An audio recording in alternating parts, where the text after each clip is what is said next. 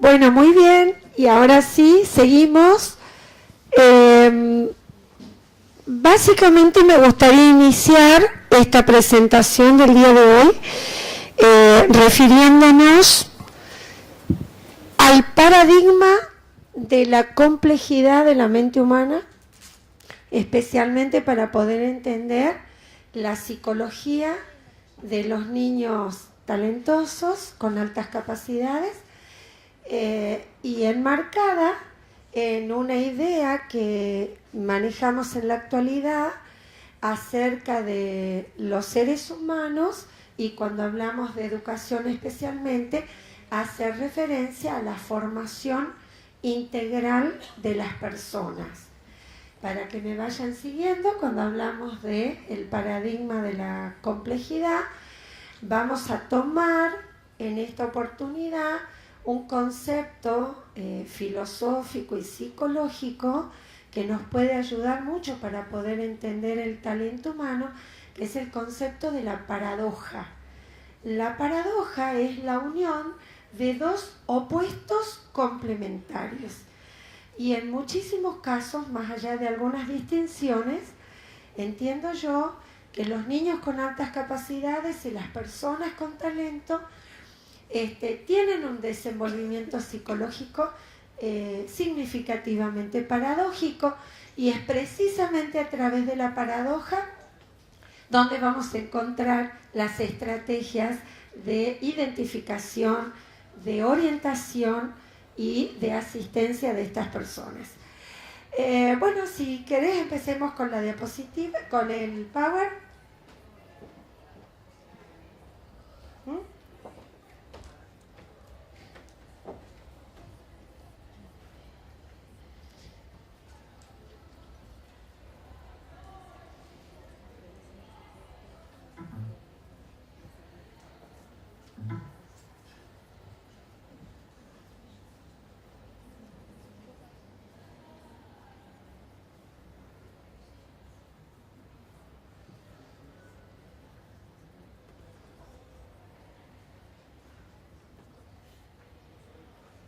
¿Está?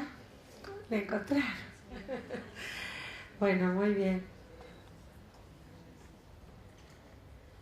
Bueno, en esta ocasión, para que podamos ir entendiéndonos, porque esta es sin duda alguna la parte más hermosa y la más compleja, poder entender en principio nosotros, para poder acceder a la realidad de las personas con talento, poder entender qué sentido tiene para ellos la existencia de estos dones que traen, en principio en su ADN, en una caracterización genética, distintiva, personal, absolutamente irrepetible, pero a la vez traen entre ellos y cada uno de ellos una realidad muy compleja que tienen, que primero la sienten, saben que no solo son distintos, sino que tienen mucho para dar. Las personas con talento saben y reconocen a partir de un mecanismo psicológico del autoconocimiento y la autocomprensión de sí mismos, porque nacen con una alta inteligencia, saben que son líderes naturales que traen sus dones para enriquecer la vida y el mundo al que llegan. Esto es lo primero que nos tiene que quedar muy claro, porque los chicos llegan a un sistema social que, más allá de las particularidades culturales o de la conciencia o la inconsciencia que tengamos como epicentros sociales, ellos vienen a enriquecer la realidad.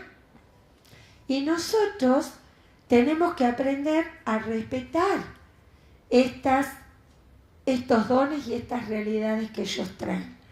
Por eso, cuando hablamos de las problemáticas, tenemos que entender que el problema inicial no es de las personas con talento. El problema inicial radica en la interacción que se produce entre ellos y los sistemas sociales, primero los hogares, luego las escuelas, luego los sistemas de interconexión social y cultural. Y tenemos que entender también de que en estos procesos de interrelación pueden empezar a aparecer las grandes problemáticas de la interacción, y voy a enfatizar en los problemas de comunicación que se van a ir instalando lamentablemente si no cambiamos esta manera de reconocerlos y de acompañarlos, y que por eso se dan las problemáticas comunicacionales que advertimos en la realidad, y que de la mano de los problemas de interacción y de integración van a venir las posteriores dificultades de inclusión, que no solamente nacen de las políticas sociales y educativas prácticamente inexistentes hasta el momento, sino también que ellos mismos producen y generan cuando sus mecanismos defensivos, los mecanismos defensivos de su yo, están actuando en contra de su propia naturaleza. Que esto vemos que ocurre en niños talentosos ya en la primera infancia. Por eso es tan importante empezar a revisar la realidad desde lo natural y empecemos a entender que todos estos problemas, en principio, tenemos que revisarlos en nosotros, en los adultos, en la sociedad, en las familias, en las escuelas, en los marcos legales, y empecemos a revisar esto que está instalado en el imaginario colectivo y en el saber popular o vulgar, que tiene que ver con esta realidad de los estereotipos, de los paradigmas preexistentes. ¿Qué es lo que cree la gente acerca de los chicos? Vamos a nombrarlos en principio superdotados, porque Ada ya dijo que tenemos que revisar esta terminología, pero es lo que la gente suele decir. Hoy en día sería interesante que a partir de esta jornada podamos cambiar la terminología y empezar a hablar de personas con altas capacidades, personas con talento, y aclararle a los que todavía no saben o los que recién están descubriendo esta realidad que los superdotados no existen, ¿sí? Vamos a empezar con las terminologías que andan circulando. Tienen todo servido en su camino, pueden tener éxito sin ayuda, son más estables y maduros emocionalmente que otras personas, que otros niños, quieren estar aislados, son niños sobreestimulados, siempre tienen alto rendimiento, son soberbios, pertenecen a una clase social alta. Si yo tuviera lo que ellos tienen, sería rico y famoso. Los padres depositan en ellos deseos no cumplidos o frustraciones. ¿Por qué deberíamos hacer más por los que ya tienen todo? Estas son algunas cuestiones que circulan en la realidad social, creemos que de todos los lugares del mundo, porque en esto sí, los que nos dedicamos a esta temática nos hemos ocupado de encuestar, entrevistar, investigar, y realmente es una problemática común. Y hoy en día la propuesta de esta jornada, por lo menos en lo que tiene que ver con mis aportes, quiero enfatizar en esta cuestión. Todos somos energía de amor, y las personas con talento han heredado y nacieron con dones para compartir y transformar la realidad en la que vivimos. Es una realidad extremadamente compleja, pero es muy sencillo entender qué es lo que les pasa a ellos si realmente somos capaces de unir en esta percepción que desde afuera tenemos lo que les ocurre adentro y poder advertir y observar cómo nace de esa espiral de la vida humana una apertura hacia el mundo exterior. Y ahí entendemos que nosotros los seres humanos tenemos que generar conciencia que las personas con altas capacidades necesitan amor. Es lo que más necesitan. Necesitan amor, igualdad de derechos y oportunidades. En segundo lugar, no confundir. La educación en masas no es igualdad de derechos y oportunidades. Necesitamos políticas sociales y educativas tendientes a la educación personalizada, porque aunque en estas jornadas hablemos de diagnósticos, definiciones, tendencias estadísticas, cada ser humano es único y sobre todo los líderes tienen un funcionamiento psicológico autónomo. Es decir, que necesitamos pensar en estrategias individualizadas, personalizadas, y necesitamos también proyectos, programas, ideas, estrategias de inclusión social, porque vamos a partir de la resolución de un problema que el mundo ha generado desde la historia de la humanidad hasta nuestros días, porque siempre estas personas han sido rechazadas o incomprendidas o son los indiferentes de un sistema social. Por suerte hoy, como decíamos al principio, estamos celebrando que tenemos esta oportunidad y ya estamos todos unidos acá para poder sumarnos a este trabajo en equipo.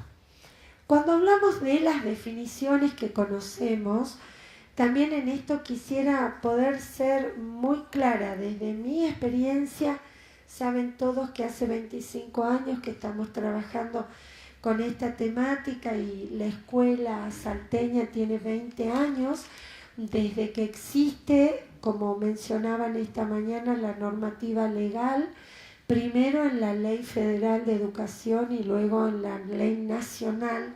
A partir de ahí se pudo proponer una escuela común para poder integrar a estos niñitos. Mañana les voy a profundizar en la experiencia de la educación y de la escuelita en Salta, pero ya desde ese entonces teníamos que enfrentar la problemática de cómo hacíamos los adultos para ponernos de acuerdo con estas cuestiones de la precocidad, cuándo el niño es prodigio, cuándo es genio, cuándo es superdotado, cuánto mide, si el 6, 130, 120, si acá, si allá, si en el mundo, si en la Argentina, era, la verdad que hasta la actualidad consideramos que sigue siendo un tema de investigación y un enorme problema lograr estos acuerdos. Pero lo que les quiero transmitir es que no he conocido ni un niño ni una persona con talentos que realmente estas cuestiones les interese, más que lo que nos contó Morena esta mañana, la búsqueda de la felicidad y que les interese realmente encontrar los espacios para poder cumplir con sus tareas, con sus misiones, esto de venir a generar los cambios y las transformaciones que vienen a lograr en su historia personal. Por eso sería interesante que pudiéramos lograr un acuerdo, que es un acuerdo que estamos estableciendo con el hermano país latinoamericano cuando hablamos de hablar de altas capacidades y personas talentosas, que son dos conceptos que no sufren las problemáticas interpretativas de las traducciones idiomáticas y que obviamente la polisemia o todas las significaciones que les podamos encontrar o dar, otorgar a estos términos, nos puedan referir a la misma situación, que es ni más ni menos encontrar en personas diferentes diferenciaciones cualitativas acerca de sus inteligencias múltiples. Sabemos también que todos en el ADN humano tenemos la potencialidad de traer y luego desarrollar en los sistemas de aprendizaje todas las inteligencias. Howard Gardner desarrolló 8 y hay la última en investigación, que es la inteligencia existencial y espiritual, que están en vías de comprobación científica. Pero todos estamos absolutamente seguros que cuando la intencionalidad está centrada en lograr un nuevo aprendizaje, podemos hacerlo. El tema radicaría en aceptar y poder reconocer que algunos seres vienen dotados o donados en algunas áreas y que van a ser predominantemente manifiestas en las primeras etapas de su desarrollo y significativamente relevantes de acuerdo a las posibilidades que vayan encontrando en la realidad y que se vayan manifestando. Pero todos podemos desarrollar todas las capacidades o las inteligencias que nos propongamos aprender y desarrollar. Esto ha dado una luz distintiva, no solo en materia educativa, de abordajes y estrategias para la educación, sino también en materia de estrategias diferenciadas para educar a los niños con altas capacidades, porque son niños que no solo traen enormes dones y posibilidades, sino también necesitan estrategias para superar sus dificultades y sus limitaciones. Entonces, vamos a ver un poquitito a continuación y he tratado de usar la metáfora de el yin yang en un formato geométrico distinto al que usan en otros lugares del mundo, porque todavía creo yo que tenemos una visión muy estructurada, muy cuadrada acerca de lo que son las experiencias que viven y deberían vivir, y cómo las pensamos y cómo las percibimos y cómo las debemos interpretar en la realidad actual de los niños talentosos. Obviamente que la expectativa y la esperanza de estas jornadas es que todos logremos fluir en una energía más circular para que pudiéramos entre todos lograr entender que los niños están en un movimiento continuo con el mundo y el mundo hacia ellos. Pero lo que tenemos es esta realidad. Entendemos que manifiestan disincronías. El doctor Terrassier, un científico francés que mucho ha aportado en esta temática, nos ha enseñado que los procesos disincrónicos son procesos psicológicos que se producen a temprana edad en los niños con altas capacidades cuando empiezan a vivenciar un desfasaje, una diferenciación interna entre la energía cognitiva e intelectual y la energía emocional. Estas disincronías intelecto-afectivas, entre otras, son las más comunes, empiezan a manifestarse con ellos mismos, con la familia, con la escuela, con el grupo de pares, y la verdad que empiezan siendo las problemáticas más sufrientes y más angustiantes de las personas con talento. La sobreestimulación, cuando los niños empiezan a manifestar sus capacidades y sus dones, prontamente son sujetos de presiones, y los chicos pueden ser objeto de estrategias de sobreestimulación y bueno, de vedetismo, de exposiciones a lugares que sencillamente no favorecen, y ellos se sienten muy exigidos.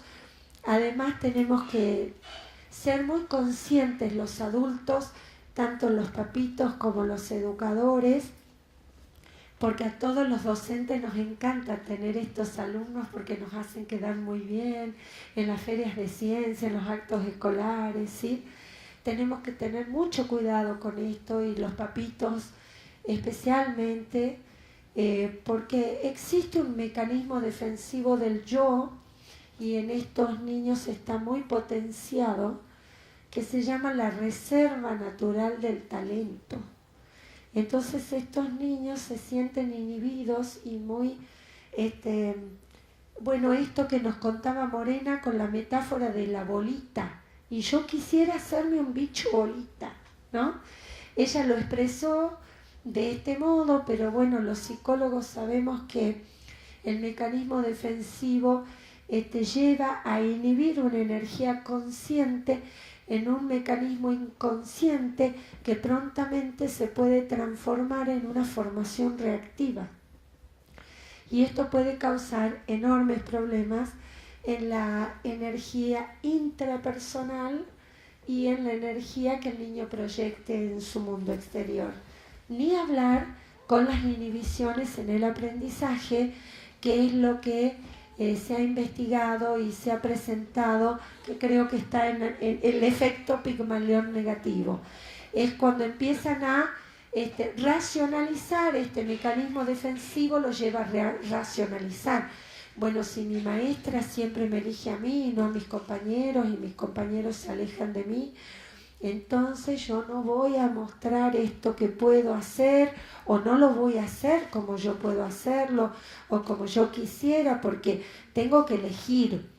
O yo me destaco y disfruto de hacer esto que puedo, y con esto agrado a los adultos que tanto esperan de mí, o me quedo sin amigos. ¿O qué hago para que poder sociabilizar, integrarme, incluirme, y tal vez el costo sea que ya duden de mi talento y de mis condiciones y de mis capacidades? Por eso esto en el lenguaje de los niños hay que tenerlo muy presente, y hay que saber que esta es una problemática y una realidad que a menudo enfrentan los niños talentosos, y que nosotros debemos estar muy alertas y muy atentos, identificando estos indicadores que muchas veces tienen que ver con el bajo rendimiento académico y muchísimas otras veces no, sobre todo en el caso de los chicos con el perfil creativo, que nunca tienen tanto el alto rendimiento como objetivo de sus vidas, sino más bien la capacidad de generar cambios y generar ideas y generar proyectos. Cuando dejan de crear, cuando dejan de proponer, cuando dejan de inventar, cuando dejan de moverse, es cuando debemos reconocer las señales de alerta, porque seguramente pueden estar enfrentando alguna de estas experiencias negativas que por suerte hoy, aún en medio de esta luz blanca un poco estructurada, estamos empezando a vislumbrar. También los chicos manifiestan experiencias de deterioro de la inteligencia. Vemos a menudo que los niños de 3 y 4 años, con esta caracterización que muy bien hizo Ada sobre la energía, son chicos que manifiestan a muy temprana edad, incluso al decir de las mamás desde los embarazos, un exceso de energía que ha sido también estudiado por varios autores, Dabrowski por ejemplo, y esta excitabilidad aparece, digamos, como una característica de los niños, y cuando los niños se enfrentan a experiencias de rupturas y de quiebres internos con el sistema, aparece a ceder y a transformarse. Son experiencias muy peligrosas, momentos muy graves, porque los niños comienzan a elegir no hacer, no crear, no construir, no aprender, y empiezan a transformar esa energía en una energía patológica. Las enfermedades psicosomáticas se instalan en este momento cuando los chicos empiezan a creer que no tiene sentido seguir aprendiendo, ¿sí? Y no hablo solo de la escuela, hablo esencialmente de la educación no formal. Todos sabemos que las personas con altas capacidades tienen como un radar y un sensor, como una brújula interna, donde su principal expectativa de aprendizaje está centrada en lo que ocurre fuera de la escuela. No solo porque a veces se aburren en la escuela o siempre manifiestan esta limitación que encuentran en la escuela, es porque tienen una visión y una percepción expansiva de la realidad.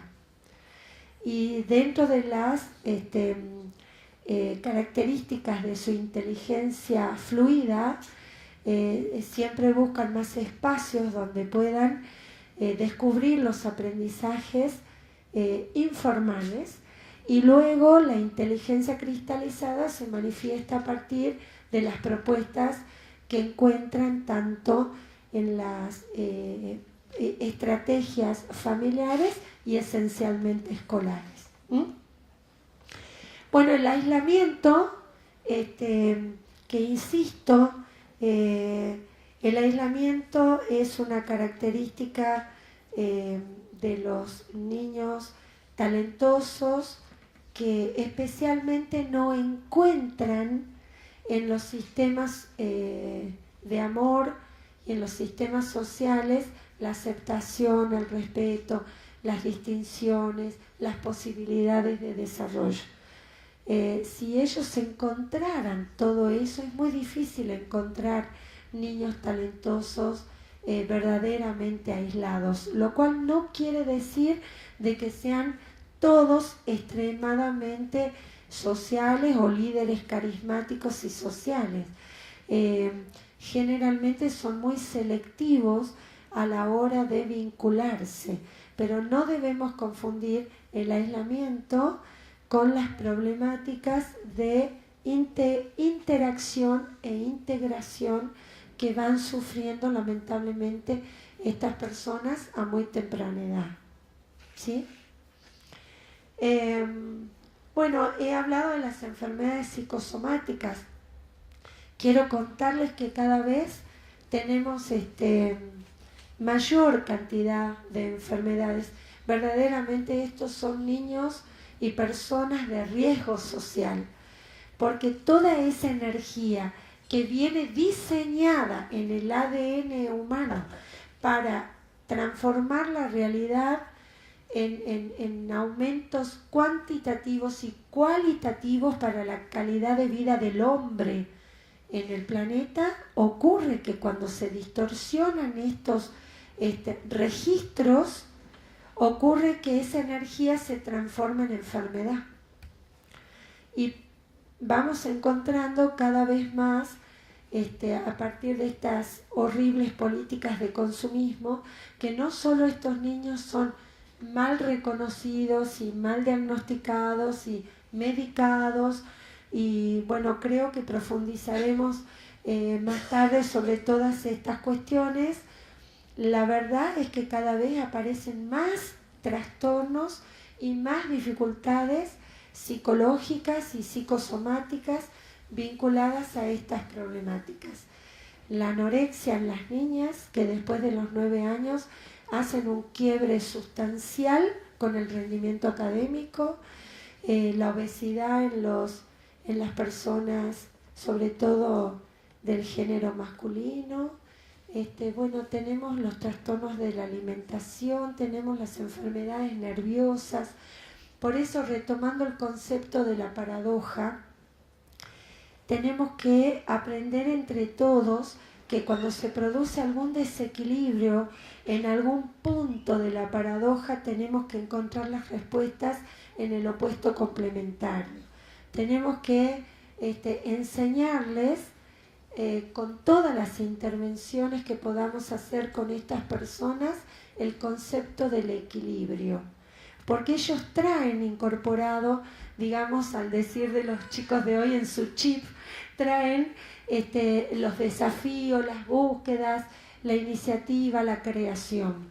Pero nosotros, para poder acompañarlos y realmente ayudarlos a poder insertarse en un mundo social desde muy temprana edad, tenemos que conectarlos con la paradoja del equilibrio. ¿Sí? Bien. Y ahí se vislumbra un desafío que nosotros hoy tenemos en relación a todos ellos. Se movió, no importa. Las personas con altas capacidades necesitan estas nuevas realidades, nuevos espacios y esencialmente políticas educativas. No tenemos una receta válida para todos, pero es importante el compromiso social, el compromiso, el empezar, el iniciar. Los niños, miren, yo hace un tiempo hablando con chicos talentosos, estaba por llevar a cabo un programa de aprendizaje con los padres que hacemos habitualmente en la institución. Y un día me pregunté y digo, bueno, yo no lo voy a planificar más yo sola este programa. Quisiera que los chicos me digan qué quieren que yo hable con los papás. Y les pregunté, chicos, ¿qué creen ustedes que tengo que decirle a los padres que ustedes necesitan? Y de ese taller una de las niñas dijo, yo creo que nosotros necesitamos adultos con talentos para educar. ¿Y cómo es ese tema? ¿Tienen que ser talentosos los padres y los docentes y la gente que hable sobre ustedes? No. Tienen que iniciar estrategias de intervención para que desarrollen y aprendamos juntos a ser talentosos, o sea, tienen que ser inteligentes emocionalmente para saber qué es lo que podemos hacer todos juntos. Creo que ahí está la clave, ¿sí? Empezar a crear y a co-crear juntitos. Bueno, las características por Adita ya las dijimos, creo que la van a encontrar en el CD y vamos a unir los criterios y bueno, cerrar esta primera presentación con lo que hoy dijimos. Celebremos todos juntos esta hermosa oportunidad, los aportes de todos son importantes en esta materia, no hay jerarquías, no hay pirámides, no hay especialistas.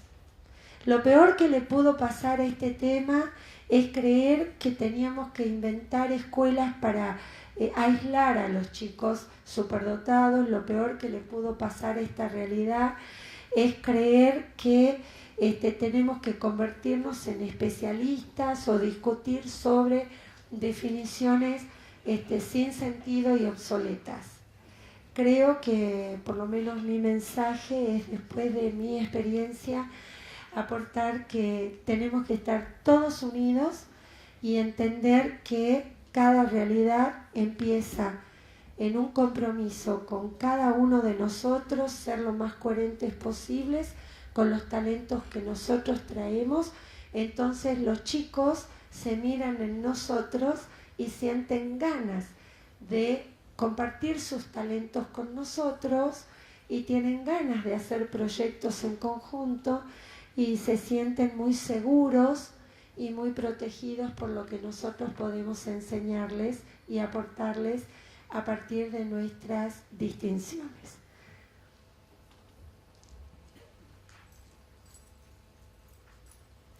Las personas con talento son líderes, líderes, líderes. No le tengamos miedo al concepto del liderazgo, porque la realidad es así.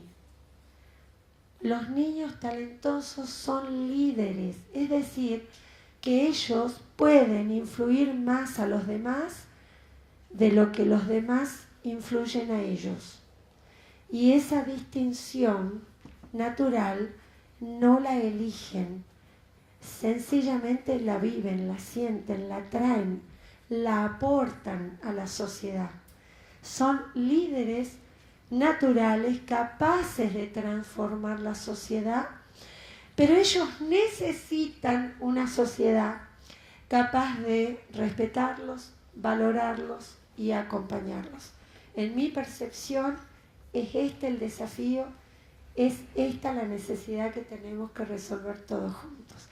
Muchísimas gracias por su atención.